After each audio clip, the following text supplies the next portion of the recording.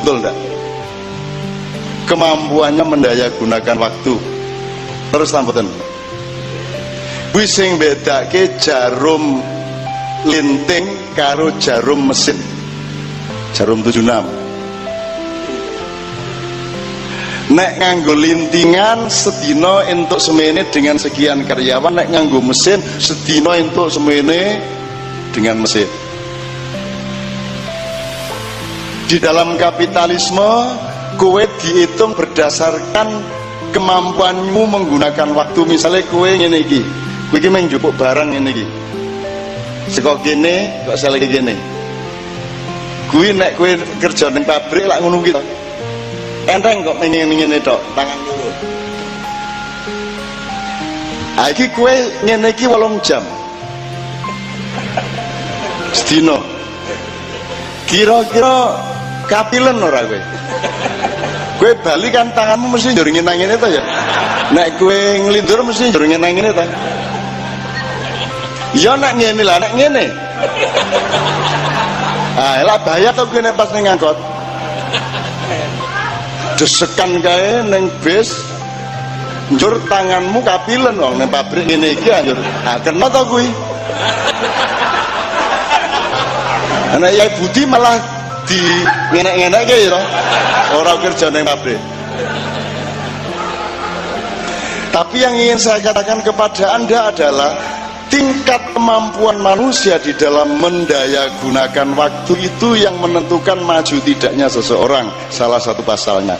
Nek Bandung Bondowoso, meskipun dia dicurangi oleh Roro Jonggrang, tetapi dia sudah empiris terbukti, hakul yakin, ainul yakin bahwa dia memang bisa bikin 1000 candi dalam waktu semalam.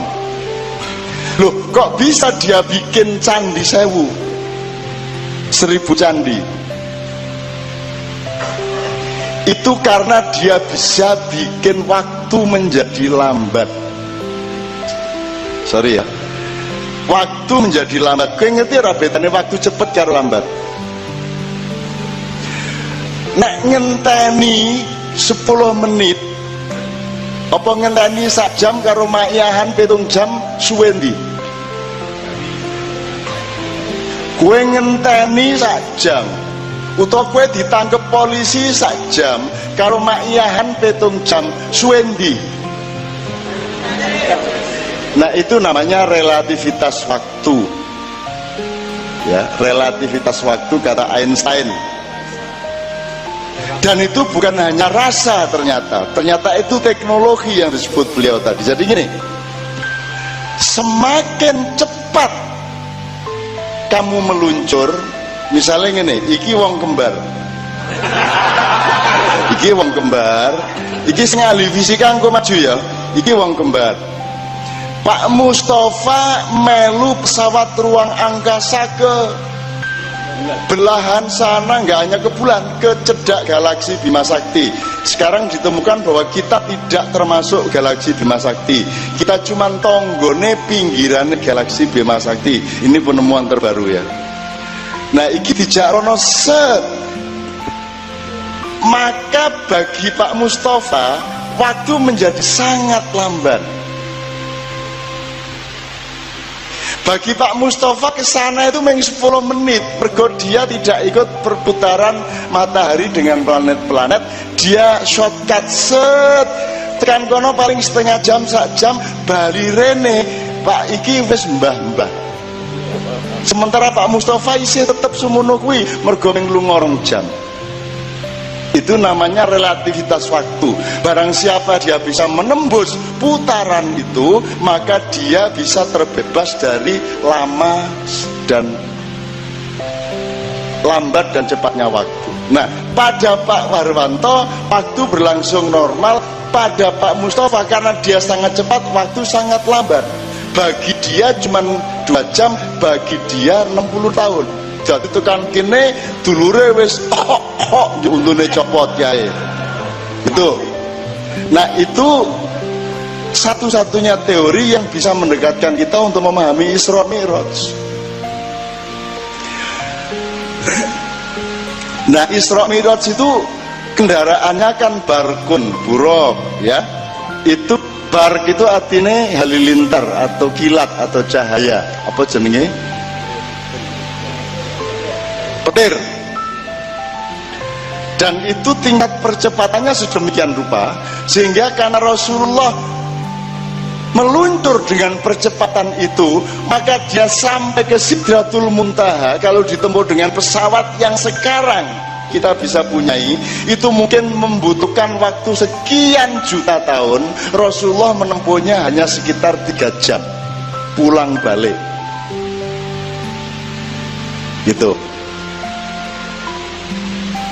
Jadi yang penting saya kowe kepingin duwe manfaat, dia carane waktu itu lambat. Waktu itu lambat itu maksudnya ini, kowe ming entuk sedina ning kowe iso gawe candi 1000. Semakin kamu efektif terhadap waktu, maka semakin kamu tinggi manfaatnya. Nah, teknologi Isra Mi'raj itu kita bayangkan karena ada buruk, itu kita bayangkan itu seperti teknologi barat, yaitu ada pesawat yang meluncur cepat sekali. Wes saiki kowe nek lunga kaji karo nek bali kaji kan seje. Nek lunga kaji kan bareng. Nek rene kan melawan waktu. Betul ndak? Nek kowe bali. Jadi uripmu jane wis ora karu-karuan nek kowe nang ngarep terus-menerus kae. Kowe uripmu wis ora karu-karuan. Bar kurang 4 jam, bar kowe luwih 4 jam sak piturute ngono kae. Nah teman-teman sekalian, yang ingin saya kemukakan supaya kita mengerti kapitalisme mengutis segala macam pelan-pelan ke sana. Nek coro barat untuk memperlambat waktu itu dengan menciptakan teknologi eksternal untuk supaya kita bisa meluncur cepat. Wes nek sing paling ora ketara ngene, nek kowe biyen telepon bapakmu, kowe saiki nyambut gawe ning Batam, kowe arep telepon bapakmu zaman semono kan kowe kudu nang sadurunge ana wartel, ana nang kantor Telkom antri. Jadi mungkin untuk telepon ke sini kamu membutuhkan waktu paling tidak 4 sampai 6 jam. Tapi saiki kan langsung set. Begitu efektifnya waktu itu karena kamu punya handphone, karena ditemukan teknologi gelombang frekuensi kan gitu. Jadi saiki ki anytime kowe iso SMS-an, karo salat kowe iso SMS-an. Aku suratnya tuh banget tur kleru-kleru mubeng-mubeng kayak mau. Apa tuh surat apa kuwi sing mubeng-mubeng? Iladina amalu ayyul solihati wata sopil haki wata wasobi soper. Lu kok kleru baleni meneh kan. Kul ya ayyuhal kafirun kuwi ya bolak-balik kuwi. La budu mata budun. Wah, dadi muter-muter ati mbahane imame kleru-kleru kene ning mburi arep ngelekke ra iso SMS wae kan. Oke. Ini mungkin Anda belum terlalu percaya. Sebenarnya fatwanya kalau disebut fatwa ini, nek kowe ora iso nggawe teknologi seperti tantangan beliau tadi, koyo Finlandia nggawe handphone, koyo Cina nggawe apa, Amerika Korea nggawe apa, pilihannya yang satunya adalah wiritan. Topo dalam tanda petik, topo ki pokoknya kowe iktikaf. Sebut itikaf ae, bahwa dalam itikaf itu nanti kue wirid pora monggo. Nek pokoknya pilihannya wong urip loro, nek orang gawe teknologi dengan kecerdasan dan eksplorasi ilmu yang maksimal, nek kuwi kue ora iso, tak jaluk kue sing sering itikaf. Loh, hubungannya apa cak? Sebab nek kowe nggawe teknologi, kowe bisa membuat waktu yang sebenarnya setahun bisa kamu jadikan sehari. Jadi kamu begitu cepatnya nek waktune kudune setahun, kowe ngapusi waktu sedina wis iso dadi. Nek biyen kowe nggawe skripsi kuwi kowe kelingan ya jaman 20 tahun yang lalu iki nggawe skripsi biyen, kowe ngerti angele nggawe skripsi. Kowe kudu ana opsit, logsit, ibit diketik ning nisor ning ngetik setengah spasi rangkep itu nganggo karbon kae yur wah diputer ini kelak-kelak nek keliru sak huruf kowe nipek iki yur dibalik meneh nipek iki 7 lapis. Dadi nulis skripsi tok wae itu bisa 100 kali lipat membutuhkan waktu dibanding nulis skripsi saiki. Nek saiki ki tek keliru delete, find replace, angger Harwanto diganti Harwanti, wis Harwanto replace Harwanti, wis kabeh terganti Harwanto. Begitu cepatnya sekarang. Itu kan teknologi eksternal. Teman-teman sekalian, kamu adalah anak turunnya bangsa tertua di dunia sesudah beberapa generasi anaknya Nabi Adam. Kalau Gajah Mada hanya sampai Madagaskar, tidak sampai masuk Afrika, hanya sampai Thailand Selatan dan Filipina Selatan di Mindanao. Tapi mbah-mbahnya Gajah Mada 6.000 tahun sebelum Masehi itu, bahkan di zaman Romawi itu sudah menguasai dari Peru sampai Somalia di Afrika, Kenya,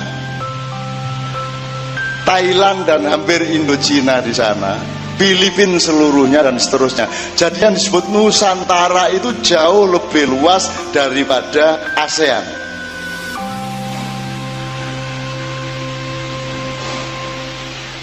Kemampuan utama mereka adalah kemampuan iktikaf tadi. Jadi nek wong barat kui nunggangi waktu dengan teknologi, nek wong Jawa nunggangi waktu dengan iktikaf. Iktikaf ki cara Jawane apa topo? Semeneng ngene iki. Kira-kira nek kowe ngene. Oke, nanti malam wiritan ayat kursi 10.000 kali. Wis. Kowe tak keinget aku kiai ya, kowe tak perintah engko tekan ngomah wiritan ayat kursi ping 10.000. Wis kowe njur Allahu la ilaha wal hayyul qayyum la ta'khudhuhu sinatun wa la nawm siji. Kowe terus bayangke 10.000 ya. 10.000 iki lagi siji. Wa huwa al-'aliyyul 'azhim. Allahu la ilaha illa huwal hayyul qayyum la ta'khudhuhu sinatun wa la nawm. Loro. Yuh, 3 4 5 6 7 8 9 10.000. Aku takon, waktu menjadi cepet apa lambat? Waktu menjadi cepet apa lambat? Kowe krasa suwe apa sedelet? Suwi banget, betul enggak? Suwi banget. Janjane ya ning sak jam, ning kowe krasane sak jam kuwi wah suwi banget. Nah, kuwi carane mbahmu. Kowe nek wis waktu dadi lambat sekali. Kan tadi dengan teknologinya buruk tadi, waktu jadi lambat toh. Oke? Jadi kuncinya piye memperlambat waktu.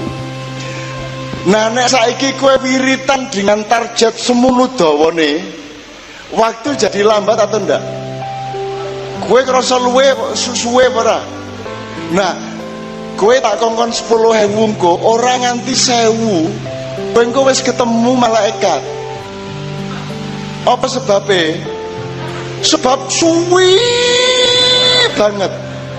Kalau kamu sudah masuk ke tingkat di mana waktu sangat lamban, berarti kamu sudah terlepas dari normalnya waktu, berarti kamu akan masuk ke frekuensi mbah-mbahmu kuwi.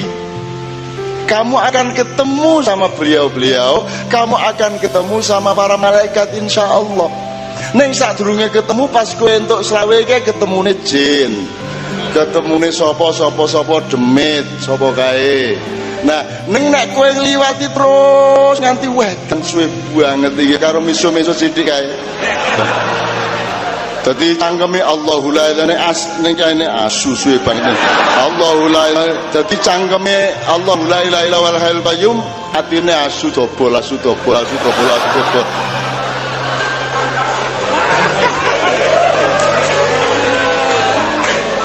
Jadi kenapa wiritan itu disuruh banyak-banyak? Dulu Gusmi itu sering menangani pasien sama saya.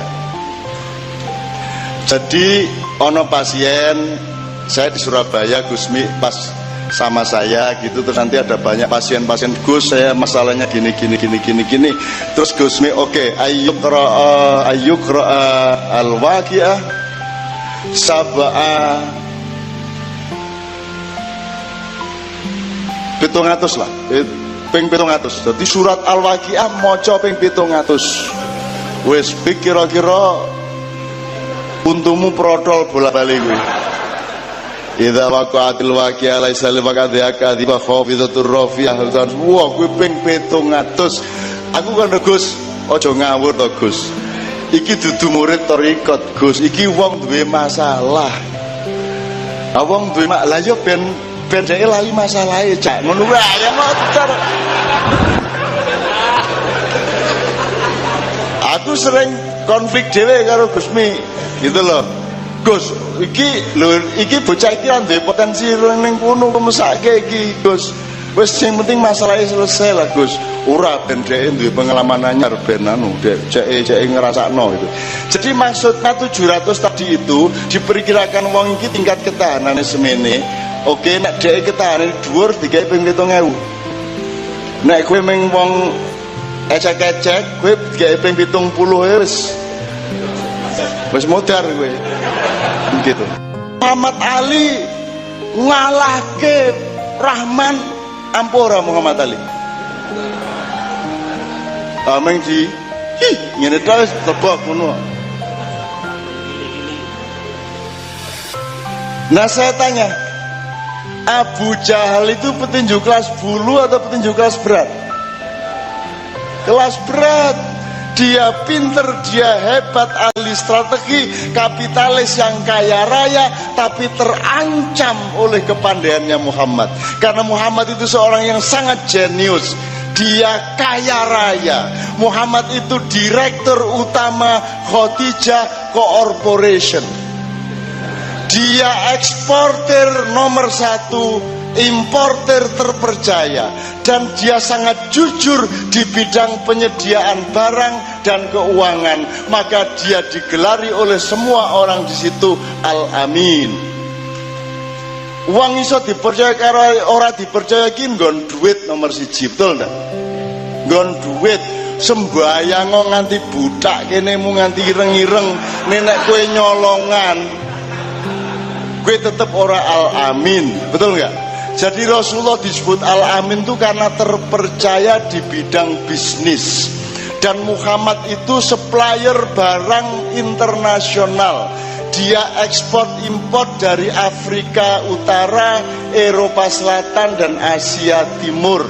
Yang tidak cuma Cina, tapi beliau bisa sampai ke hampir India.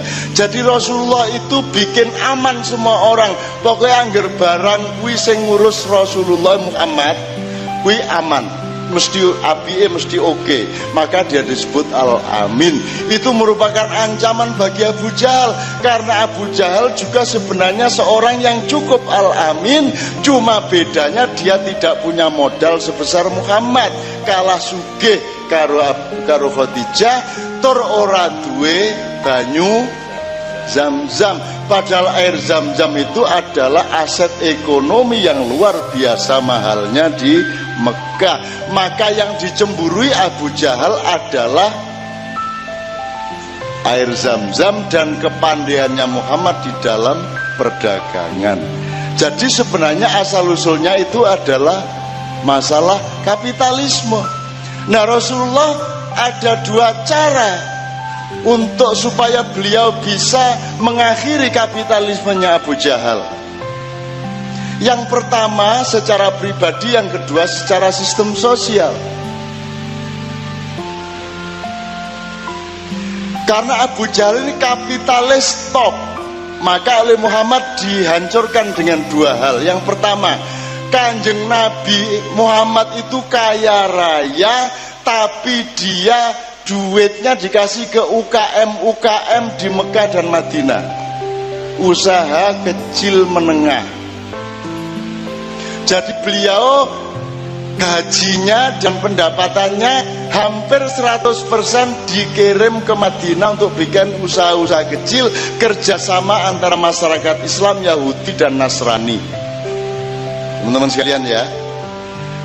Nah, maka Rasulullah sendiri tidak kaya dalam kehidupan pribadinya, mergo duitnya kabeh tinggo modal wong cilik ning dindi. Rasulullah dhewe akhirnya uripe milih urip biasa, klambine ming telu, kos di pinggiran masjid Madinah. Jadi dia adalah seorang yang benar-benar zahid. Zahid itu apa? Orang yang melakukan zuhud, orang yang bisa menaklukkan dunia, harta benda, kekuasaan dan seterusnya. Secara jabatan Rasulullah tidak mau menjadi nabi yang kaya raya dan tidak mau menjadi raja yang kaya raya. Beliau memilih menjadi nabi yang rakyat jelata, dengan cara uangnya semuanya dipakai untuk kegiatan ekonomi masyarakat, dan beliau memilih urip melarat. Maka kalau beliau mengajarkan ilmu zuhud, menjadi diterima orang. Wis kowe sing prihatin, kowe rasa mangan akeh, kowe sing sering poso, kowe melarat wae ora apa-apa, cedak karo Gusti Allah, anggere aja nganti fakir. Ning nek sing muruki kowe zahid ngono ki cen wong sing ora sugih, kowe percaya ora? Nek Yai Budi karo aku karo Harwanto, kowe sing zahid kowe. Njur kowe mesti jawab, karang kiai melarat to. Kae cen ra duwe duit to. Saiki awake dhewe kon prihatin kaya wong kae ora rego zahid, kae mergo cen ra duwe duit. Jadi ajaran zuhud yang merupakan inti tasawuf itu baru efektif kalau diajarkan oleh orang yang telah membuktikan bahwa dirinya itu kaya raya tapi mau memberikan hartanya untuk masyarakat. Itu baru zahid. Nek kaya aku, kaya Yai Budi, kaya Harwanto ora iso nguruki kowe zuhud. Mungkin kere kok. Gitu loh. Nah, maka Rasulullah bisa kita terima ajaran beliau karena beliau membuktikan bahwa semua kekayaan beliau itu beliau setorkan ke Madinah, ke usaha-usaha kecil. Maka ketika Rasulullah berhijrah, beribu-ribu orang menyongsong beliau. Rumah samu wangi gelem teko terbangane rumah samu apa? Apa mergo tresna tok? Ora, mergo wis dikake modal.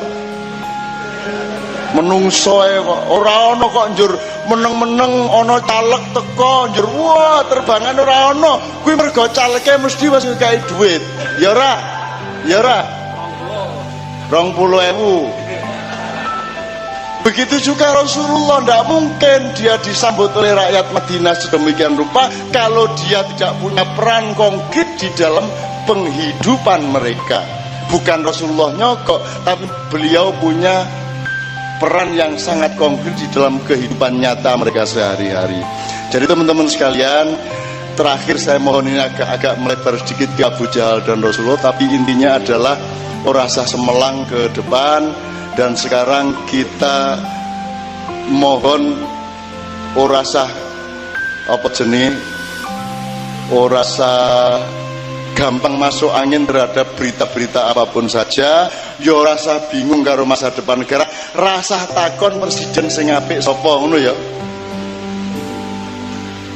Rasa takon ngono kuwi, sebab kuwi salahe loro. Nomor siji, rumangsamu ana presiden nyariki njur iso ngatasi masalah ngono apa piye? Ora iso presiden iki ngatasi masalah, ora iso. Nomor loro, mbok kowe iki golek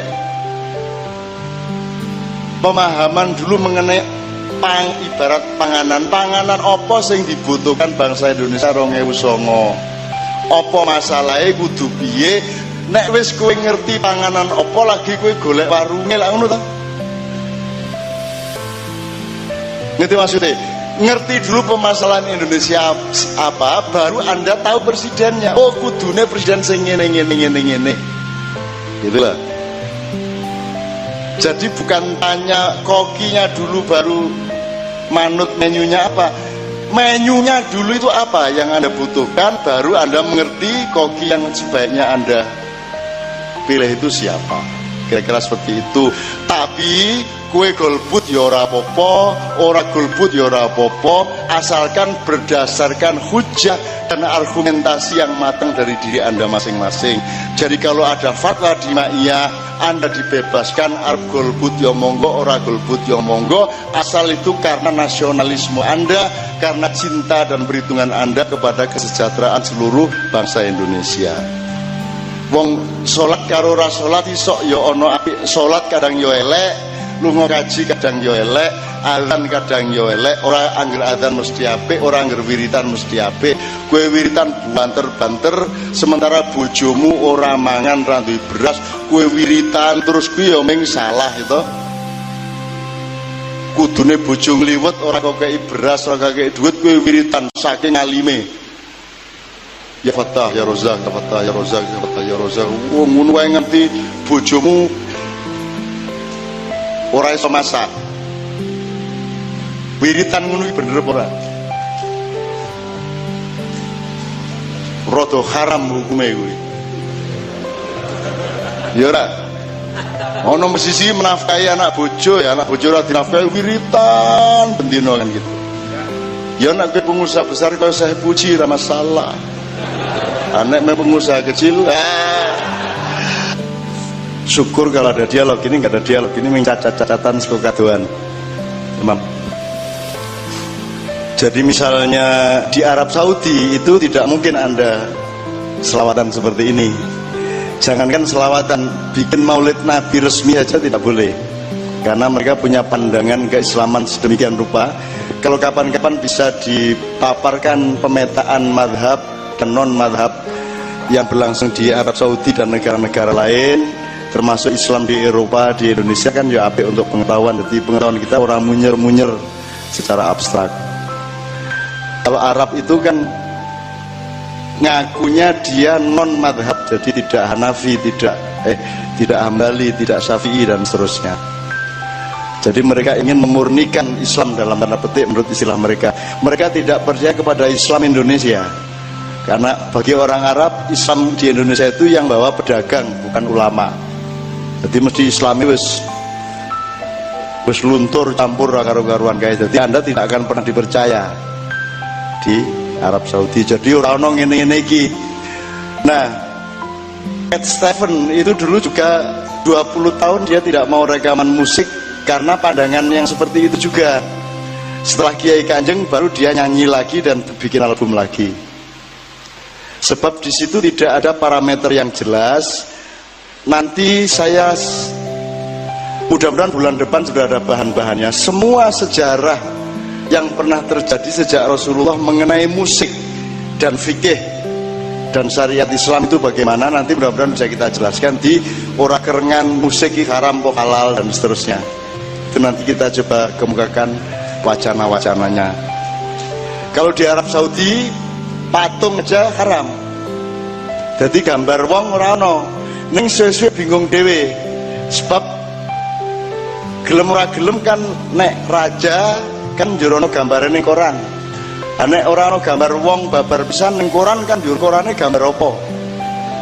Jadi di situ ada satu aliran di Arab Saudi itu yang menyimpulkan bahwa semua makhluk hidup itu tidak boleh digambar.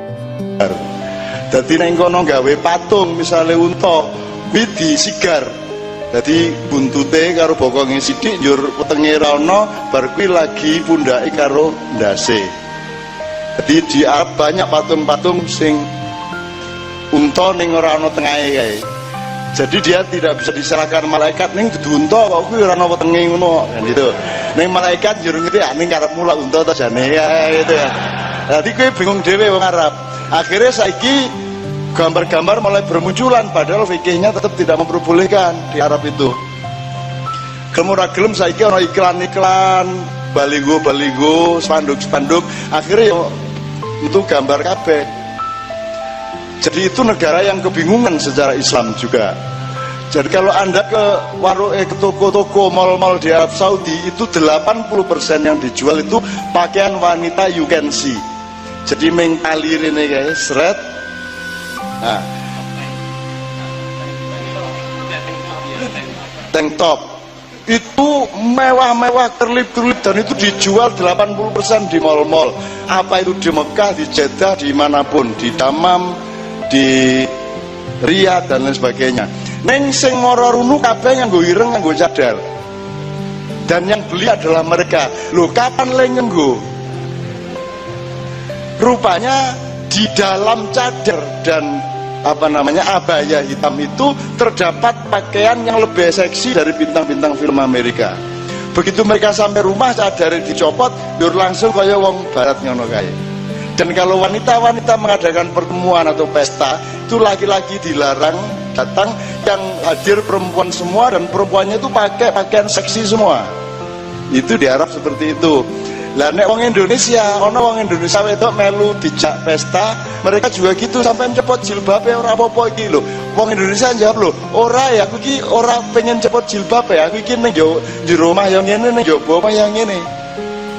Jadi wong-wong Indonesia sing wedok-wedok tidak pesta Arab ra iso, karena bagi mereka itu bukan soal kemunafikan, itu bukan soal acting. Memang mereka begitu, jadi mereka nggo pakaian seksi ya ora iso. Gitu loh. Nah, jadi termasuk musik sini nggak ada. Di Arab nggak boleh pentas musik. Neng suwe-suwe bingung dhewe to. Suwe-suwe mosok saiki nek ning kowe nang pasar kabeh mrene ngaji. A'udzubillahi minasyaitonirrajim. Bismillahirrahmanirrahim. Ngono kae. Kuwi ning warung ning toko unine ngono kabeh. Ning engko ning pojok liri-liri ana lagu. Mergo wong Arab dhewe ora mudeng, kuwi kok ora entuk ki ora mudeng deh. Gitu loh. Saiki mata uangnya juga piye nek ora ono gambare rajane poso-poso apa. Jadi mereka bingung sendiri. Nah, nanti kita perjelas. Kalau kita kan rumusnya jelas. Ini kan bukan perintah Allah. Yang perintah Allah itu namanya ibadah mahdhah. Syahadat, sholat, poso, zakat, haji itu ibadah mahdhah. Nek ibadah mahdhah ini nek tak ibaratke pari beras sego, kuwi wis sego gari kok pangan. Dadi rasa kok apa-apa iki meneh. Nek sembahyang petang rakaat ya petang rakaat, rasa di model-model. Kesel ngene terus sembayangnya nganggo ngene. Allahu Akbar. Sami Allahu liman hamidah. Rasa ngono kuwi. Ah itu namanya bid'ah. Itu namanya bid'ah. Bid'ah memang tidak boleh karena Rasulullah tidak pernah melakukan itu.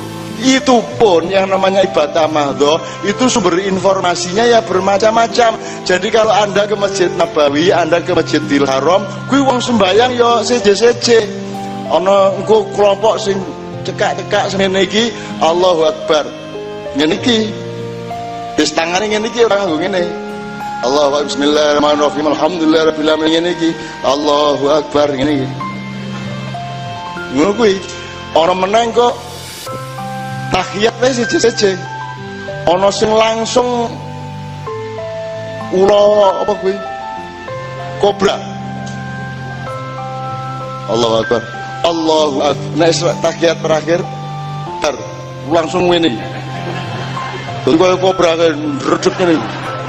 At-tahiyatul barakatuh shalawatun semua ini. Aku sembahyang ning pinggire kan kekhusukanku turun 40%.